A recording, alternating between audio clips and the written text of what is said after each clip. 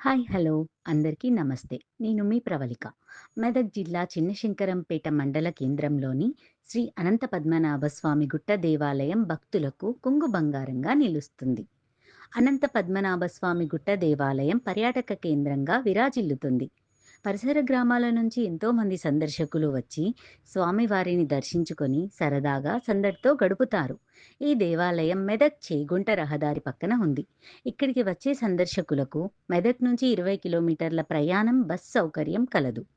రోజురోజుకి పర్యాటక కేంద్రంగా విరాజిల్లుతున్న అనంత పద్మనాభ స్వామి గుట్టను అభివృద్ధి చేసేందుకు ప్రభుత్వం పట్టించుకోవాలని సందర్శకులు కోరుతున్నారు.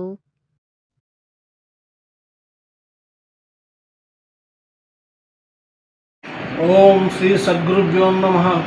ఆదినాథాచ మచ్చేంద్ర గోరక్షం స్వాత్మారామయో నారసింహం గురుం వందే సర్వాభీష్టఫలప్రదం. శ్రీ గణపతియును శారద బాగుగా వరలక్ష్మి గిరిజా బ్రహ్మన్ విష్ణు వేగమహేశ్వరులను నేను గురువును తల్లిదండ్రులను ఆత్మలగొలుతును. గురుర్బ్రహ్మ గురుర్విష్ణు గురుదేవో మహేశ్వర గురు సాక్షాత్ పరబ్రహ్మ తస్మై శ్రీ గురువేర్ నమ. శ్రీ అనంత పద్మనాభ స్వామి గుట్ట చిన్నశంకరంపేట.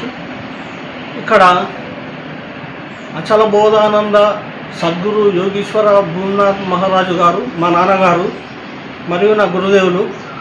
ఆయన గత 30 సంవత్సరాల నుండి భక్తులందరికీ జ్ఞానోపదేశాలు బోధిస్తూ సాంఖ్యము, తారకము, అమనస్కము, పరిపూర్ణము, అతీతమైన ఆత్మతత్వ ప్రబోధనలు బోధించి జీవన్ముక్తులను గావించినారు. ప్రతి పౌర్ణమి రోజు భజన కార్యక్రమము మరియు అన్నదాన కార్యక్రమంలో నాన్నగారు ఉన్నప్పటి నుండి 40 సంవత్సరాల నుండి జరుపుతున్నాము.